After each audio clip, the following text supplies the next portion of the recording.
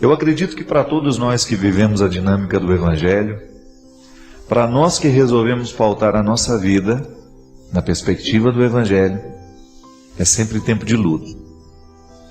Porque esta é a principal ação de Deus em nós. É nos encorajar para a gente dar conta da vida, é nos encorajar para que a gente não se entregue nos momentos das dificuldades, dos problemas, das lutas. E é por isso que todo cristão é sempre um batalhador. É a união dessas duas forças, minha gente.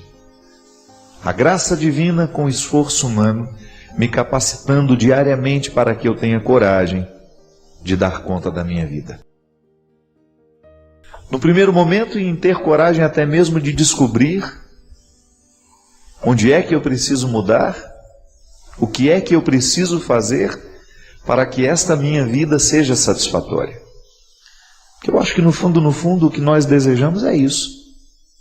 É tornar a vida uma atividade satisfatória. É extrair este sabor diariamente desse dom que nós recebemos. Você olha lá para o trabalho que você exerce e você sabe que lá tem sacrifício.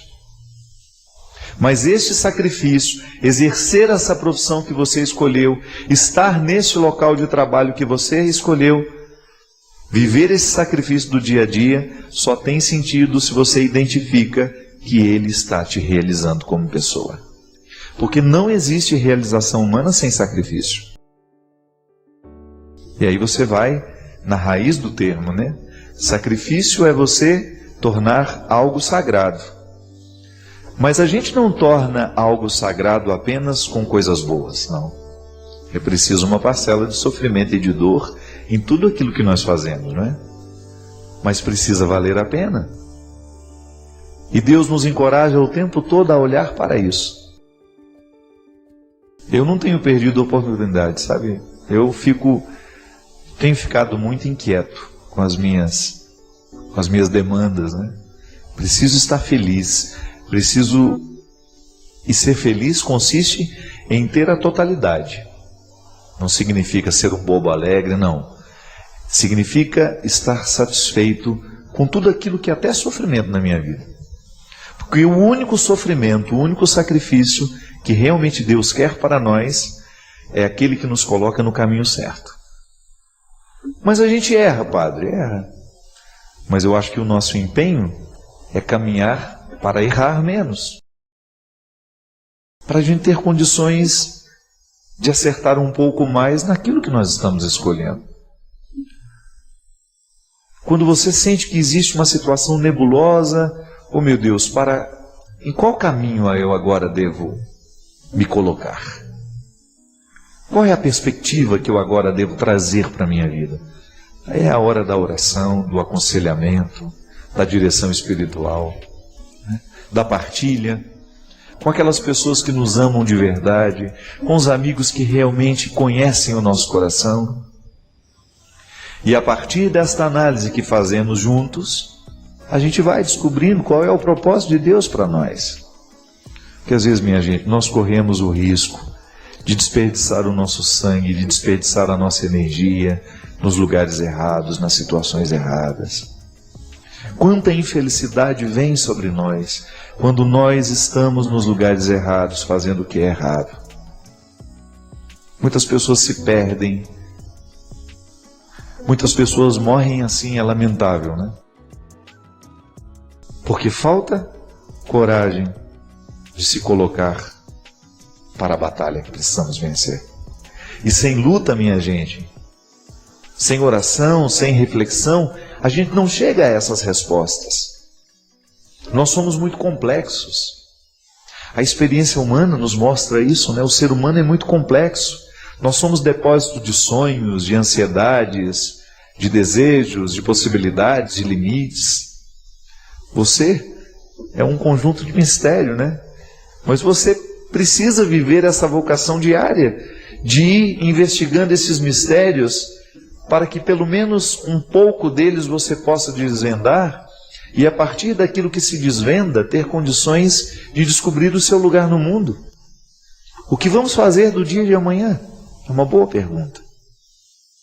Posso olhar para o dia de hoje, identificar o que fiz de errado hoje e, quem sabe, me propor uma manhã um pouco mais interessante do que foi o dia de hoje.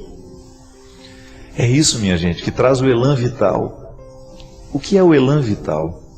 É essa amarra invisível que dá sentido àquilo que a gente faz, que traz alegria aos nossos olhos, que traz esperança ao nosso coração, que injeta sangue corajoso nas nossas veias, para que a gente nunca pare de lutar. Porque se o sacrifício, ele nos infelicita somente se ele não traz aquela satisfação de você estar no caminho certo, então ele é um sinalizador de que alguma coisa precisa mudar. Porque você não tem o direito de comprometer a sua existência, porque ela é um dom. Ela lhe foi dada por Deus e você é apenas um administrador de tudo isso. E é responsabilidade sua colocar as escolhas nos lugares certos para que esta existência seja brilhante no mundo. É por isso que a vida bem vivida, ela é sempre frutuosa, porque ela desperta nos outros como se fosse uma corrente do bem, né, acontecendo. Porque a pessoa que está satisfeita com a vida que está levando, ela é naturalmente generosa, ela é naturalmente solidária, ela se partilha, ela se dá, né? Ela se entrega. E o outro acaba contagiado por essa vida que está sendo satisfatória. Assim como fala o Evangelho, da luz que é acesa e é colocada sobre a mesa para que possa servir para iluminar a vida dos outros também. E aí nós entendemos que a vela acesa em cima sobre a mesa, ela facilita o caminho de quem passa por nós.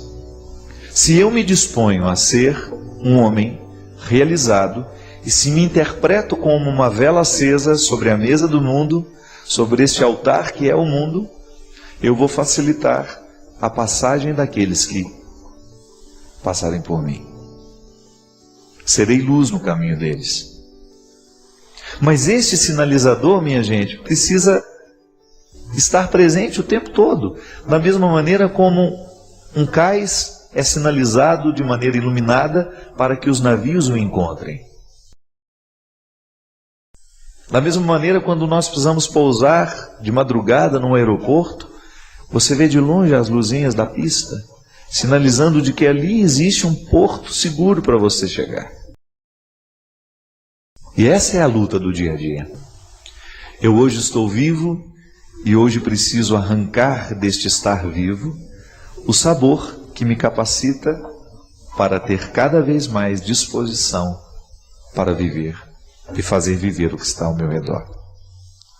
Porque é sempre assim, né? A gente nunca vive sozinho.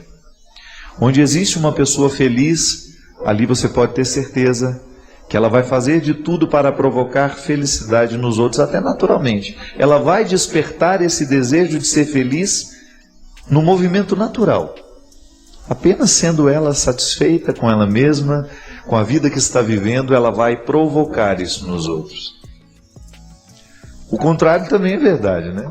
Quando você tem uma pessoa insatisfeita consigo mesma, ela acaba provocando insatisfações.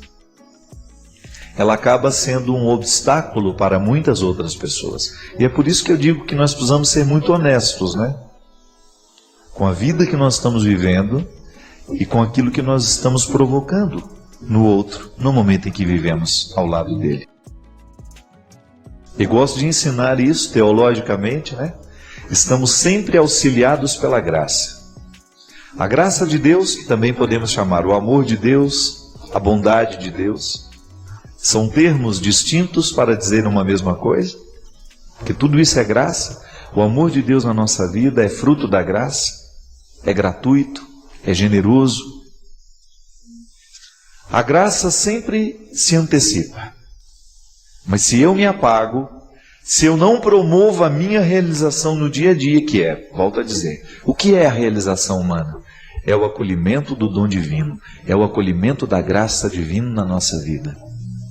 E na união desse acolhimento, que se desdobra em atividades, em atitudes, de escolhas, de dizer sim, de dizer não. É assim que nós fazemos a existência ser frutuosa, dizendo sim e não na hora certa. Santo Agostinho dizia, de maneira muito sábia, que até mesmo o amor com que a gente ama nos foi dado por Deus. Eu só posso amar porque Ele me amou primeiro. Só posso ser bom porque Ele foi bom comigo primeiro. Só posso ter coragem porque Ele já depositou a coragem em mim. O meu esforço, que é todo o meu empenho do meu dia a dia, da minha vida cristã, porque não existe vida cristã sem essa outra dimensão humana, não é?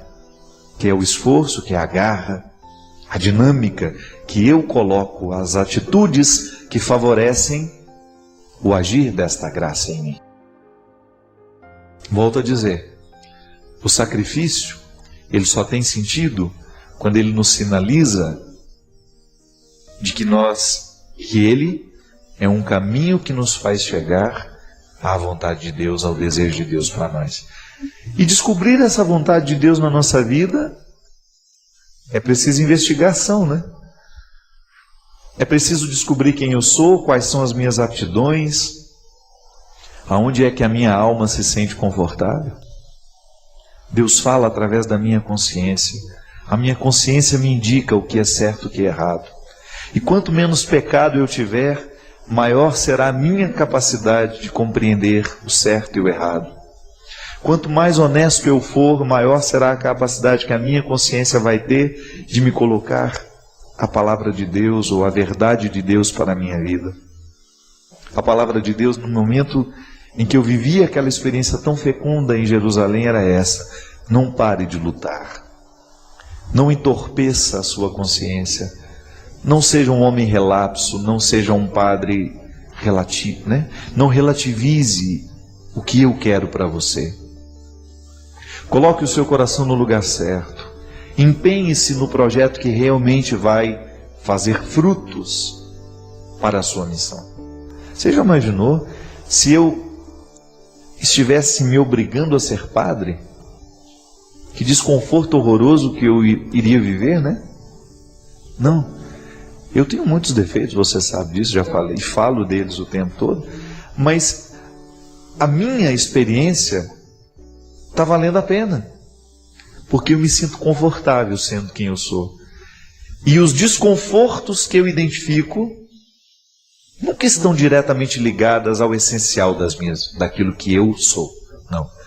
Eu não conflituo mais o fato de ser padre, de fazer o que eu faço, mas eu ainda me conflituo de fazer como faço. Mas pode ser que existam algumas pessoas que estejam num nível de conflito ainda mais profundo. Não estão conflituando como fazem, mas o que fazem. O que escolheram para si. E é aí que nós precisamos agir. Porque o nosso lugar no mundo é Ele. É em busca dele, é para isso que nós vivemos, encontrar o nosso lugar no mundo. Porque o lugar do mundo que deve ser nosso é aquele que nos coloca ao redor das pessoas que nos dão sentido. O lugar do mundo que nos pertence e que realmente Deus nos projetou para estarmos lá, às vezes nós precisamos passar uma vida inteira procurando, né? Mas a procura já tem sentido. Por isso que o conflito é bem-vindo, porque ele vai me fazer perguntar diariamente se eu estou caminhando na direção deste lugar. Às vezes é contrariando o outro que nós conseguimos acertar a harmonia interior que às vezes está perdida, porque nós estamos fazendo tudo errado apenas para agradar o outro. Isso é uma infantilidade, né? Nós muitas vezes somos infantis assim. Eu não estou dizendo que você tem que desconsiderar o seu papel, a sua importância na vida do outro. Não, não é isso não. Eu estou falando daquelas amarras que nós permitimos que coloquem em nós pelo simples fato de agradar o outro. É claro que é bom a gente agradar o outro, mas a gente tem que agradar o outro do jeito certo, não comprometendo a nossa vida. Quando você percebe que você está comprometendo a sua realização só para agradar o outro, você corre o risco de estar cometendo o pior de todos os pecados, que é desperdiçar a vida. Porque esse é um ponto de partida interessante. Eu saber quem eu sou, mas sempre colocar como perspectiva quem eu devo ser.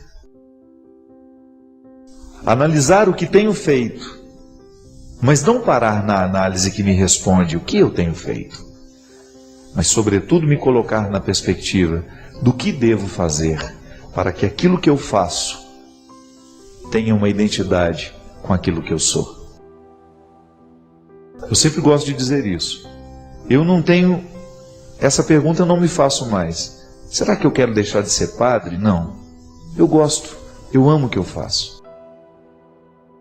Agora eu preciso me responder todos os dias, como é que eu vou ser padre no dia de hoje? Aí eu olho para as pessoas que estão ao meu lado, quais são os compromissos daquele dia, e eu identifico de maneira muito prática como é que eu precisarei ser padre ali, com aquelas pessoas e com aquela situação.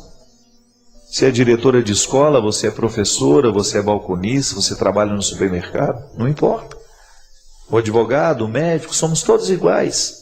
Porque todos os dias, do homem mais importante ao mais simples, das atribuições mais poderosas às mais simples, do homem mais rico ao mais pobre, dos mais bonitos aos mais feios, dos mais inteligentes, dos menos capacitados, dos mais estudados, dos mais iletrados, todo mundo vai ter que descobrir isso. Você, pai de família, é a mesma coisa, né? Acorda amanhã de manhã, vai olhar para sua esposa, que está ao seu lado, ou não, está viajando, está ali, foi na casa da mãe, vai olhar para os filhos que você trouxe ao mundo, vai olhar para os seus amigos de trabalho, vai olhar para os seus companheiros que você vai encontrar no final do dia para jogar um futebol, e ali você vai ter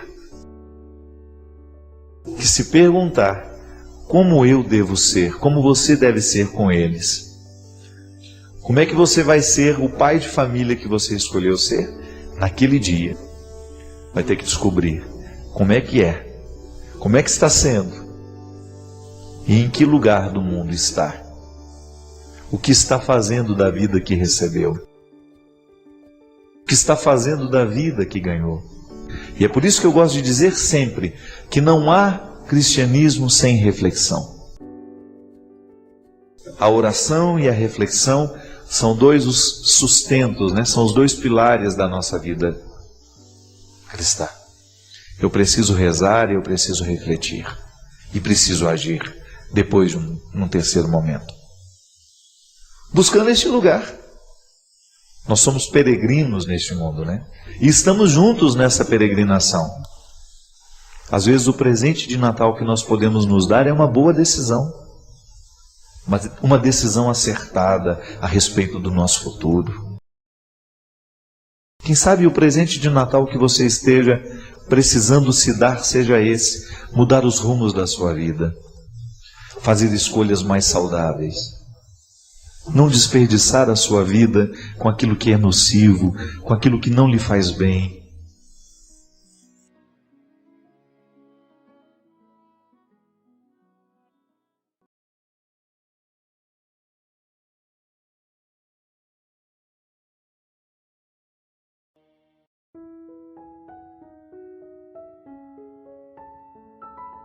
Você já deve ter me escutado falar que muitas vezes casais que perdem filhos, ao enfrentarem o luto, têm uma tendência muito grande a se separarem. É um risco muito grande os casais se separarem logo após a perda de um filho. Por quê? Por causa da diferença como sentem a dor. O homem tem uma maneira muito específica de sentir a dor. A mulher tem uma maneira muito específica de sentir aquela perda.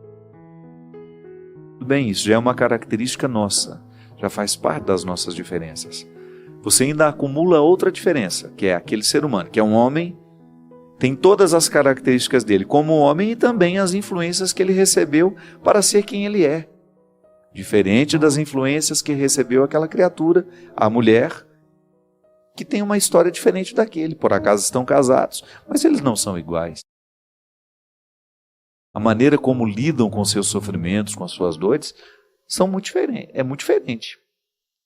E ali, muitas vezes, se estabelece uma sensação de estar só. Por isso, muitas vezes, a separação. Se estabelece um conflito que pode chegar à separação.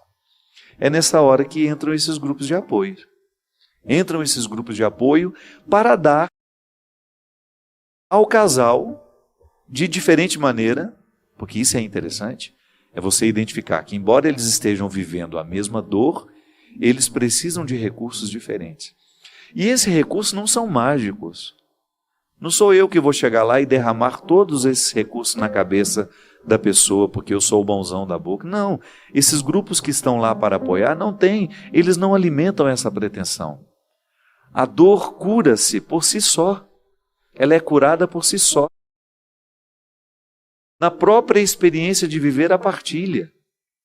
É impressionante, minha gente, como num grupo de partilha, de pessoas que têm sofrimentos semelhantes, ali você inicia processos terapêuticos fantásticos. Então você que fica aí enfrentando o seu problema sozinho, sem contar ao outro, você vai ter muito mais dificuldade de conseguir superar esse problema. A partir do momento que você abre a porta da sua casa e fala, eu vou procurar um grupo de apoio, e aqui nós demos, Dona Lurdinha dá os exemplos, né? O Al-Anon, o Amor Exigente, o próprio grupo de AA, para aquele que precisa libertar-se do vício, do álcool, da droga. A gente começa a criar um contexto que seja um pouco mais favorável à nossa cura. Porque nós precisamos favorecer o nosso processo de cura. Se eu tenho uma doença, eu tenho que buscar o tratamento específico para aquela doença. Primeira coisa, os exames que vão me identificar em que nível aquela doença está agindo em mim, em que proporção eu já estou doente. Existem proporções da doença, né? Eu posso estar pré-diabético, como posso estar com os meus índices altíssimos a ponto de me provocar quase a minha morte. Então nós temos ali uma graduação da ação dessa doença em nós. O primeiro passo é ir lá, identificar em que pé dessa doença eu estou, identificar qual é o médico que vai cuidar, e aí começar a fazer o tratamento, tomar os remédios, as posturas de vida, as mudanças de hábitos, que vão favorecer a nossa cura. Ou então, até mesmo, às vezes não tem cura, são doenças crônicas, mas vão me ajudar a administrar a doença, e eu convivo como se ela não existisse, sabendo que ela está ali, mas os meus hábitos são tão saudáveis, são tão favoráveis, você cerca a doença de hábitos saudáveis.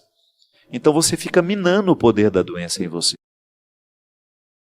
Agora, se você sabe que você tem diabetes, enfia a cara no doce todos os dias, não tem nenhuma disciplina, você não faz uma atividade física, você não cuida dos carboidratos que você ingere, meu filho, você está dando força à doença que mais cedo ou mais tarde vai te causar prejuízos muito graves. O mal-estar psíquico emocional, ele segue as mesmas regras da doença física, com tratamentos diferentes, é claro. Eu preciso identificar a causa do meu desconforto e buscar um espaço que favoreça o florescimento de uma cura para esse mal-estar. E muitas vezes, quando nós temos coragem de dar um passo na direção deste movimento que vai favorecer a nossa mudança, é natural que a gente leve muita gente com a gente. Porque o outro vai perceber que está dando certo, né? É por isso que eu digo que quando você vai para ser ajudado, você ajuda também. Porque usar uma palavra bonita, né? É uma catarse. O que é a catarse? É um processo de purificação. Eu fico purificado. Eu vou falando da minha dor, eu vou verbalizando, e também nisso a psicologia nos ajuda, que quando a gente é capaz de falar de um sofrimento, nós já estamos com 50% dele resolvido.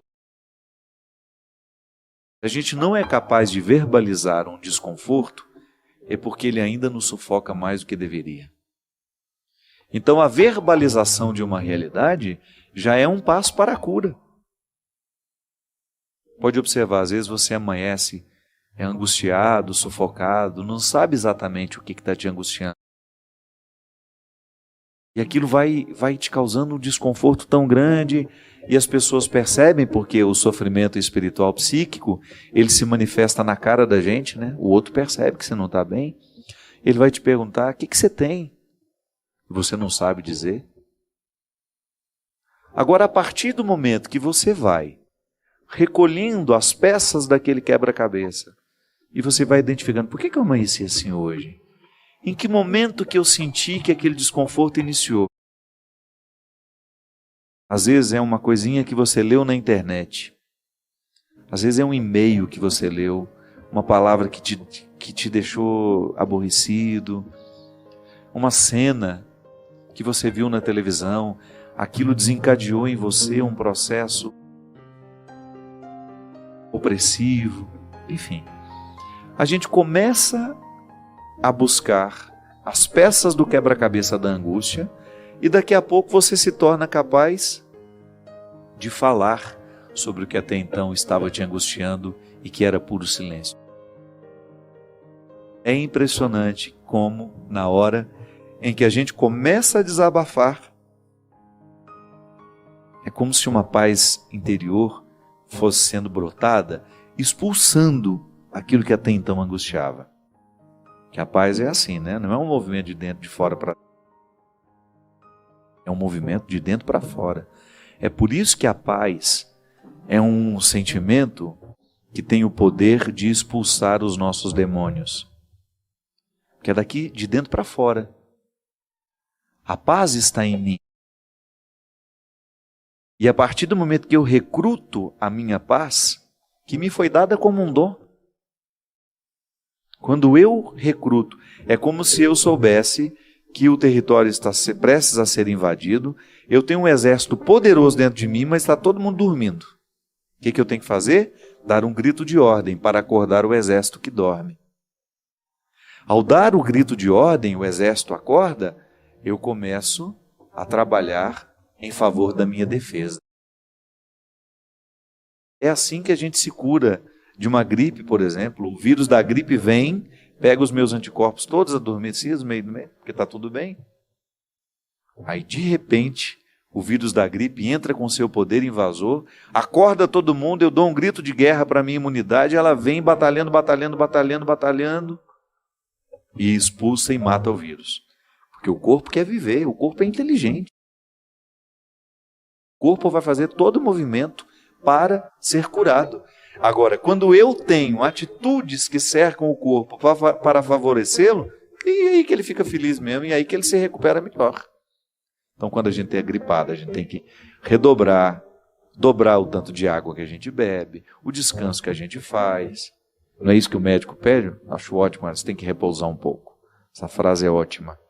Então, a gente vai fazer um repouso para favorecer os anticorpos a trabalharem a nosso favor. Então, quando eu recruto, quando eu dou um grito, venha para fora aqui os soldados da paz que me habitam, eu começo a expulsar tudo que até então estava me provocando desconforto.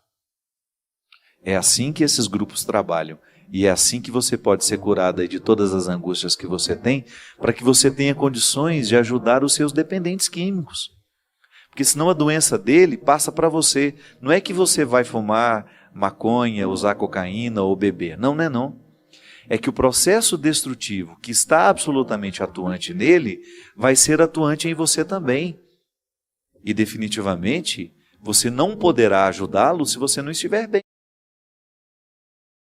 Por isso que a dona Lurdinha nos conclama a falar do papel do codependente.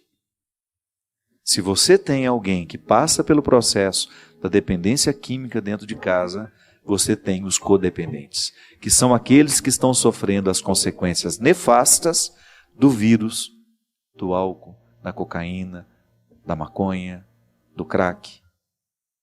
Então a gente precisa neutralizar isso. Os grupos de apoio estão aí para isso, para nos darem condições de dar passos na direção dessa cura. Presta atenção em você. Qual é a palavra de ordem que você precisa dar hoje para você ter condições de se recuperar de tudo aquilo que lhe faz mal? Pode ser que você também esteja vivendo as consequências de problemas que não são seus, mas que te afetam diretamente. Pode ser que você esteja precisando de ajuda. Às vezes você fala tanto que o viciado está precisando de ajuda. Sim, a gente não quer esquecê-lo. Mas a gente quer lhe recordar que você também tem o direito de querer ajuda e de necessitar. Eu gosto muito da frase, né? Às vezes a gente carrega muito mundo sobre as costas. Às vezes a gente quer ser forte o tempo todo. Olha, todo soldado, até o mais corajoso, tem o direito de chorar e dizer que sente medo. Então não é nenhum problema a gente retirar essa couraça de aparente vitória e de luta, disso, daquilo, sair da nossa casa e ir na direção de pessoas que estão sofrendo o mesmo que nós. Acredite, a palavra do outro nos fortalece e a nossa palavra fortalece o outro. A partilha nos encaminha para uma cura muito saudável. Não é mágica, viu? Não é nenhum processo mágico. É um processo terapêutico que a palavra e o testemunho nos proporcionam.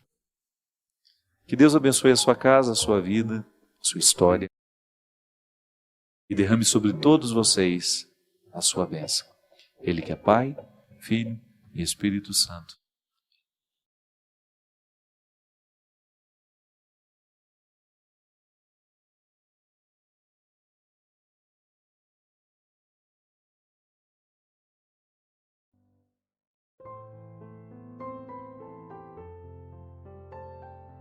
Padre, sabe quando a gente sente um peso dentro de nós, com medo de que tudo possa dar errado? Pois é, estou me sentindo assim. Sabe quando uma pessoa se sente perdida no meio de uma confusão? Pois é, esta sou eu. É assim que eu me sinto. É uma tristeza sem sentido. Sei que tenho um potencial para ser feliz, para buscar muito mais. Até incentivo outras pessoas a fazerem o mesmo. Incentivo-as a não terem o medo, mas eu estou experimentando em mim muito deste medo. Sinto-me prisioneira e isso tem me incomodado. Isso tem me dado uma angústia muito grande. De alguma maneira, todos nós nos incluímos, né? Porque quem não tem que viver esse desafio diário? Viver é um desafio diário. É como tomar água. A água que você tomou ontem não serve para a sede de hoje. O alimento que você comeu ontem, claro, ele pode até estar te nutrindo ainda agora, mas você precisa renovar o alimento. O sentido para a vida é assim também. Eu quebrar as regras dos defeitos, para eu começar a viver sobre as regras das virtudes. Eu ter a sensibilidade, a simplicidade de identificar os meus excessos, aquilo que me torna uma pessoa difícil, e começar a trabalhar. Quanto mais cedo eu começo a trabalhar isso, maior é o benefício, porque é bom a gente viver a conversão. A gente fica mais agradável, a gente fica mais feliz, a gente fica mais realizado. E esse é o primeiro benefício da conversão. Quando a gente abre mão desses excessos, a gente fica até mais bonito. Porque você começa a dar espaço para crescer em você aquilo que os excessos não permitem. Muitas virtudes não crescem em nós, é porque os defeitos sufocam. O defeito, ele tem um poder ordinário, absurdo, de sufocar diariamente. É igual aquele que é viciado. Enquanto ele não olha no espelho e diz, esse vício me mata, ele não começa a se libertar. Não adianta eu dizer, Não adianta o outro dizer. É preciso que o viciado se reconheça como assassino de si mesmo. Somente a partir do momento em que ele se reconhece assassino de si mesmo é que ele para de se matar. E aquele vício, que é um veneno ordinário, porque é de todo dia, ele deixa de entrar pelas veias, ele deixa de entrar pela boca, ele deixa de poluir a cabeça, e aquela pessoa de repente começa percebendo coisas bonitas de si mesma, que até então ela não percebia, porque o vício não permitia. Minha gente, às vezes nós vamos cultivando alguns hábitos nocivos, e nós não nos acusamos mais disso.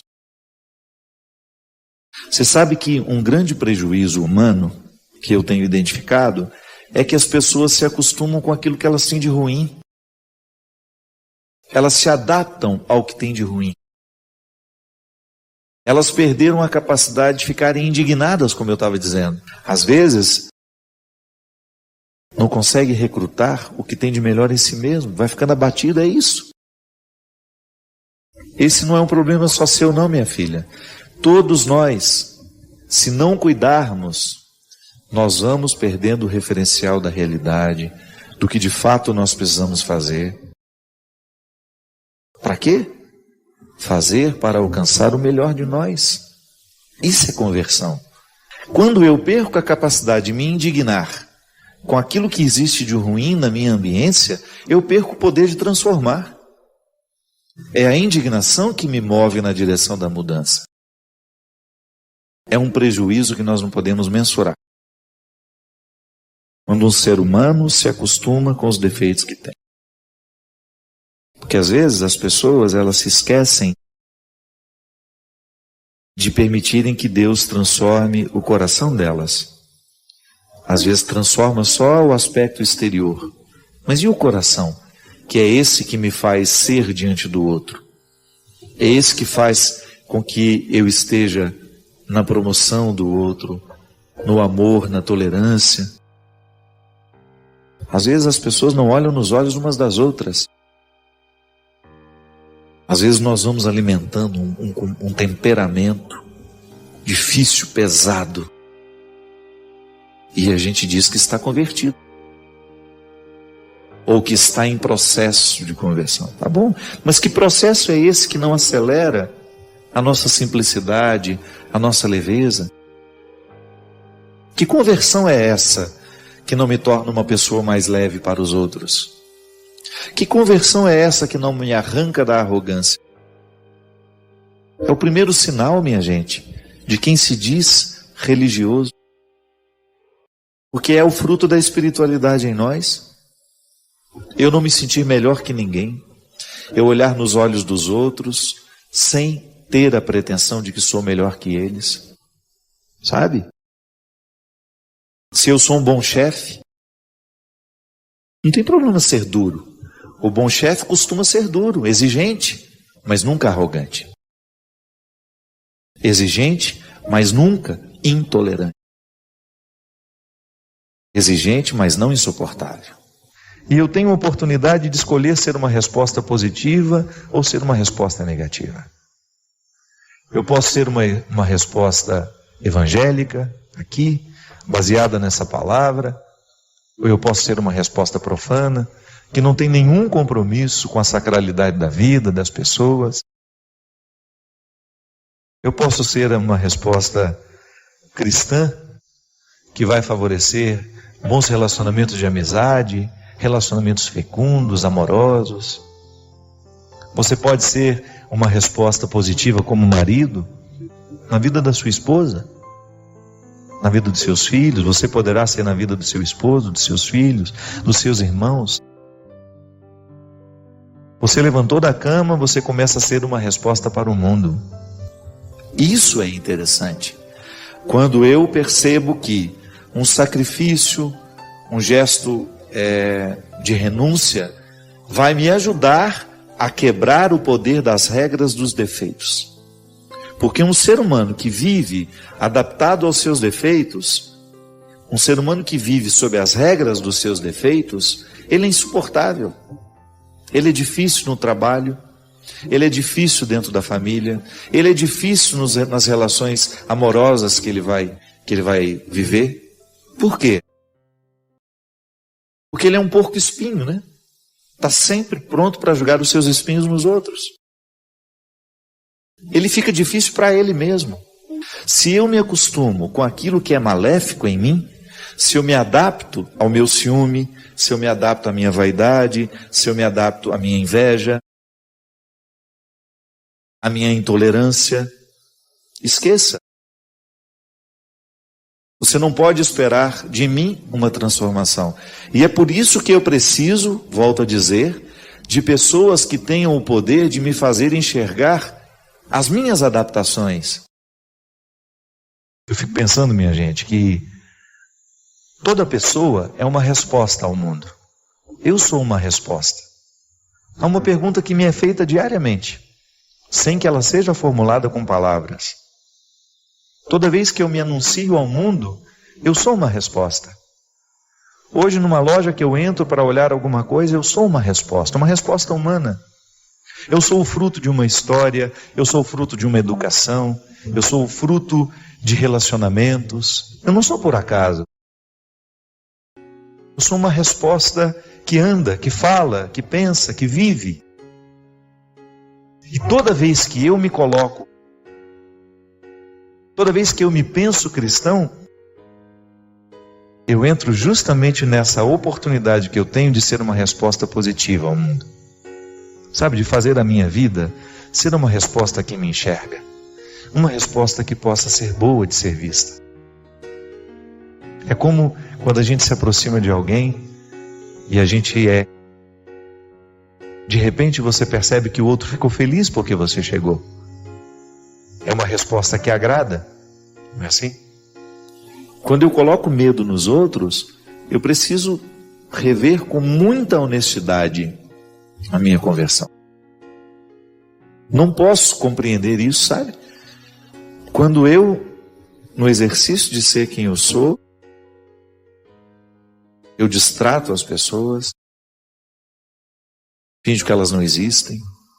É como você chegar num lugar e não cumprimentar quem está ali, porque você se acha o melhorzão, o bonzão da história. Quantas vezes nós vemos isso?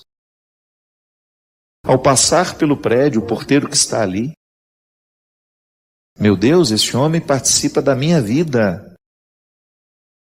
Ele pode até não entrar na minha casa todos os dias, mas eu passo por ele todos os dias. Pode observar, pessoas muito difíceis são difíceis antes para elas. Antes de serem insuportáveis aos outros, elas são insuportáveis a elas mesmas. Por isso que elas têm tanta dificuldade de lidar, de estar com os outros, de serem instrumentais de coisas boas, né? Então, se eu não quebro as regras dos meus defeitos, se eu não me incomodo para deixar de estar adaptado a eles, aos meus vícios, se eu não faço esse movimento, eu vou me tornando uma pessoa insuportável. Que o sentido da vida, ele precisa ser cultivado diariamente. Você não pode abrir mão de cultivar um dia sequer. O quanto que é importante nós vivermos a dinâmica de arrancar de nós tudo aquilo que possa ser um obstáculo à nossa realização. Essa surpresa diária de sentir que quando a gente aceita a simplicidade como um projeto de vida, nós ficamos mais acessíveis ao outro. A gente não coloca tanta barreira para o outro chegar.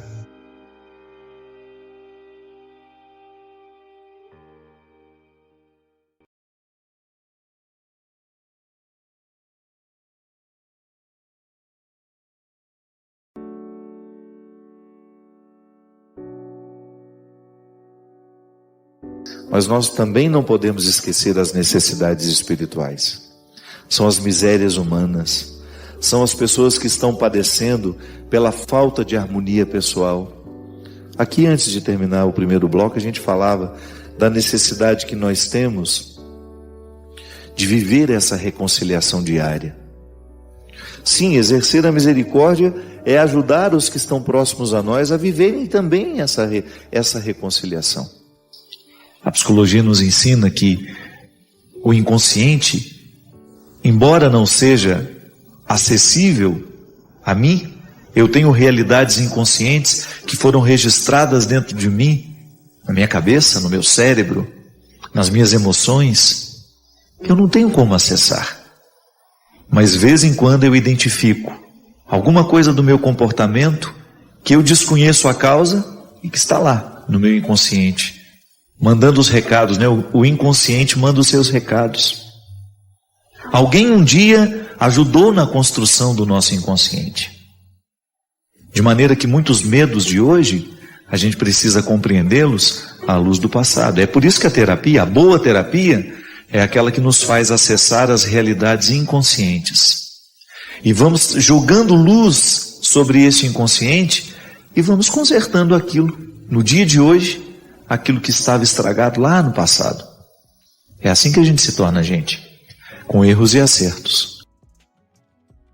São realidades que são favoráveis a nós e outras que não são tão favoráveis. Porque todos nós temos uma alma filosófica, mas às vezes a gente passa a vida inteira sem despertar essa alma filosófica. É interessante, gente, eu gosto, né, da filosofia e vivi durante muito tempo, hoje tenho me dedicado bem menos, mas li muito filosofia e a mim sempre encantou, fascinou essa história de você transformar o seu pensamento, de você viver uma renovação do pensamento que repercuta no nosso jeito de viver. Essa filosofia prática mesmo, né? De você identificar as questões do dia a dia, as mais fundamentais, as mais profundas, e você se fazer essas perguntas e nem se trata de respondê-las, mas de conviver com elas. Então encontro pessoas o tempo todo que estão se reconciliando com a figura de Deus Pai. Racionalizam isso. A experiência humana que eu tenho não pode me determinar. Ela pode até representar um obstáculo, isso é natural. Aliás, ninguém nos prometeu que seria fácil.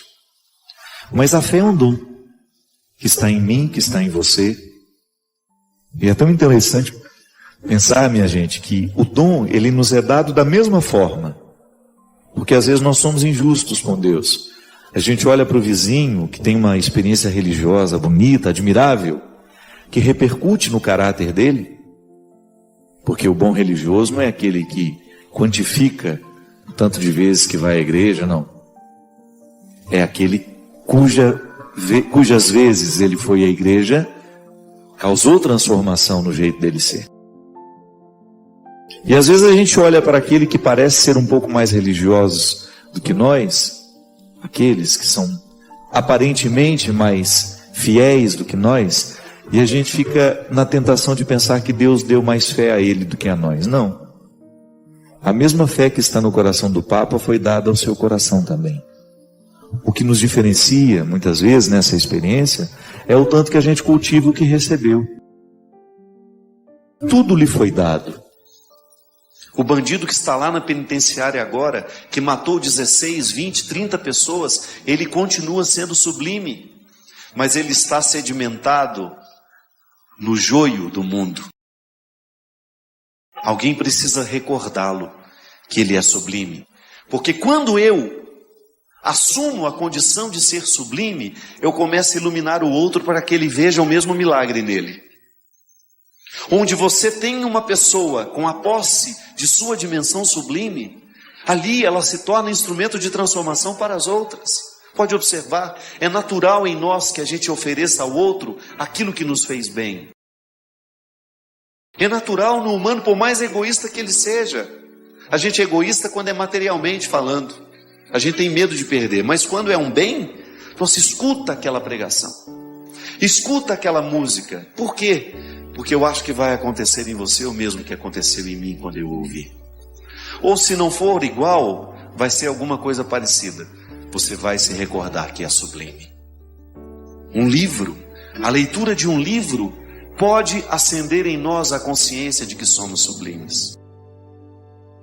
Pode ser que ninguém esteja vendo, mas o seu gesto faz diferença e repercute no mundo. Porque toda vez que nós tocamos de maneira positiva a vida e o coração de alguém, o bem ganha mais um elo nessa corrente. Toda vez que nós temos a oportunidade de provocar um sorriso no outro, uma alegria, uma bênção, um sentimento de paz, de amor, de misericórdia, o mundo todo está sendo consertado naquela pessoa. Sim, de vez em quando nós esbarramos em pessoas que nos recordam que somos sublimes. Não é que você deixa de ser porque alguém não te fala, é porque você se esquece mesmo. O mundo nos puxa demais, o joio tem uma força terrível sobre nós, ele causa um processo de encantamento ao contrário. Ele nos desencanta e ele não permite que a gente saia dele. As forças do mundo são cruéis quando o assunto é sedimentar as pessoas em suas misérias. E é por isso que dá tanto trabalho depois ir lá arrancar aquela pessoa que ficou sedimentada em suas misérias. Às vezes a sedimentação que é feita por um casamento infeliz, uma pessoa que assume uma vida com a outra sem ser amado, sem amar, aquele relacionamento infeliz sedimenta aquela pessoa naquele contexto de destruição, e ela esquece que ela é sublime.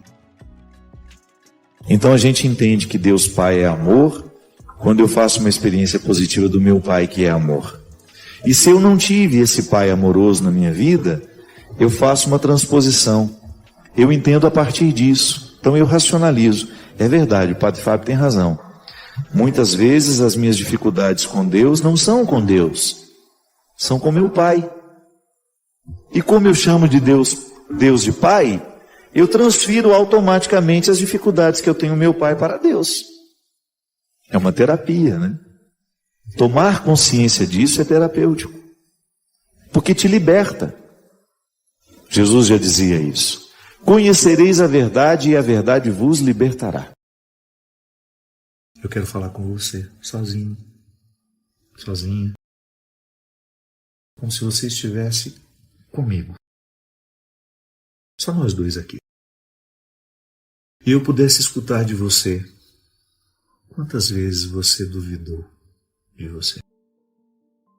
Quantas vezes você se interpretou muito pior do que você é? Quantas vezes você trocou o que Deus sabe sobre você por aquilo que os outros acham?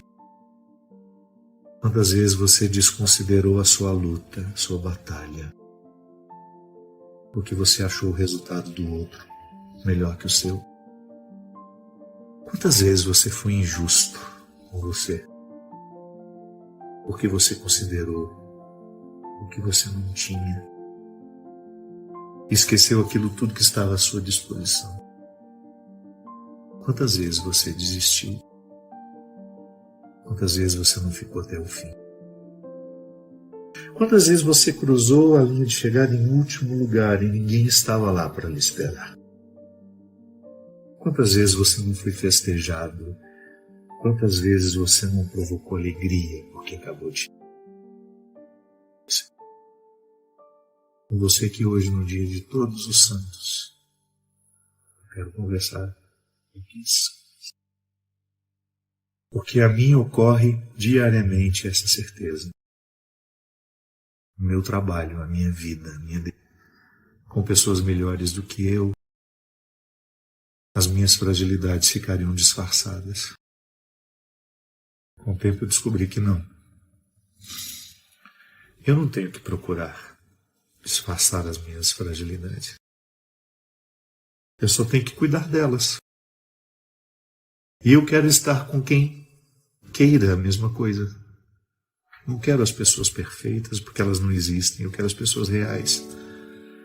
E eu quero estar com elas, porque estando com elas eu me sinto mais verdadeiro. Por isso eu quero estar com você. E quero que você acredite da mesma forma como eu pude acreditar.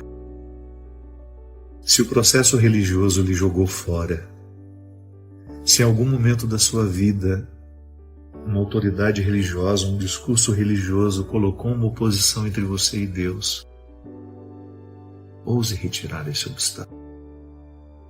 A vida de santidade é para você, sim. E vida de santidade é cultivo diário, é luta constante, de nunca permitir que o pior prevaleça. Que os detalhes da sua personalidade, que não são muito iluminados, que não são bonitos, que eles aos poucos percam a força, que você lide melhor com você. Que você não se sinta excluído, que você não se sinta fora. Que a sua coragem seja infinitamente superior àqueles que lhe desanimam. Bem-aventurados os puros de coração, porque só eles verão a Deus. Eu sou líder religioso e posso dizer que a pureza de coração não é um privilégio de religiosos. Pelo contrário. Às vezes é o lugar onde a gente menos encontra pureza de coração dos meios religiosos. Portanto, não tenha medo. Não se sinta excluído.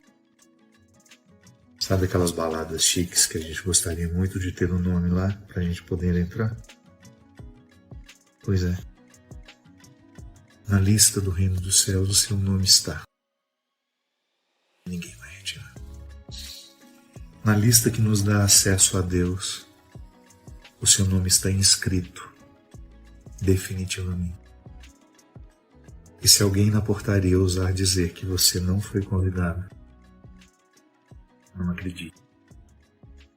Não há nada que você tenha feito ou que você possa fazer que modifique a decisão de Deus de estar em você, de florescer em você, por você, através de você. Não há nada, absolutamente nada, que modifique essa decisão. É com você que eu quis falar. Você que tem dificuldade de acreditar que Deus ama você. Por aquilo que você fez. Ou por aquilo que você deixou de fazer. Eu tenho certeza. E a minha fé me faz pensar isso o tempo todo. Que a Adélia Prado tem razão. Quando num poema em que ela tenta fazer uma descrição de Deus, ela diz que Deus tem a pele vincada de tanto sorrir para ela. É assim. Que Deus lhe ajude nas suas lutas, que Deus lhe fortaleça nas suas batalhas, que Deus lhe conceda a graça de nunca se prender, de nunca se prender aos olhares que lhe desprezam, de nunca ficar, de nunca permitir que a última palavra seja daquele que lhe condena.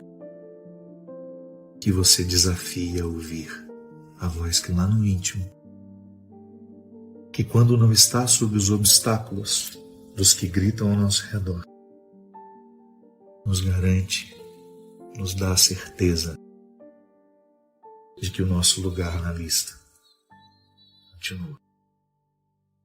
O banquete está posto e você será eternamente convidado.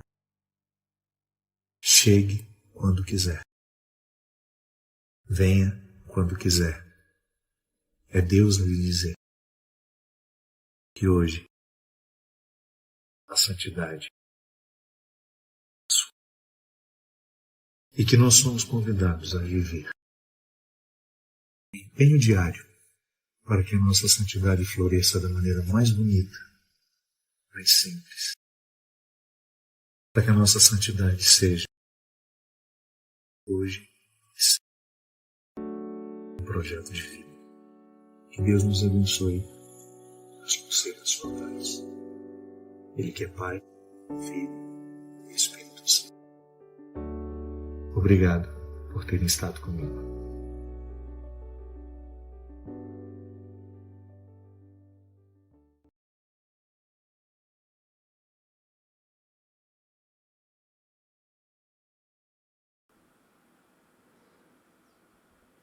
Meu amigo, minha amiga, você acabou de terminar um vídeo inteiro. E isso é algo raro hoje em dia, é algo valioso. Esse tipo de conteúdo não é algo popular. Então, escreve aí de onde você está nos ouvindo e, se quiser, continue com a gente. Tem mais conteúdo nos links da descrição e, claro, né? Inscreve-se se quiser fazer parte disso. Valeu? Um grande abraço a todos e até o próximo vídeo. Tchau, tchau.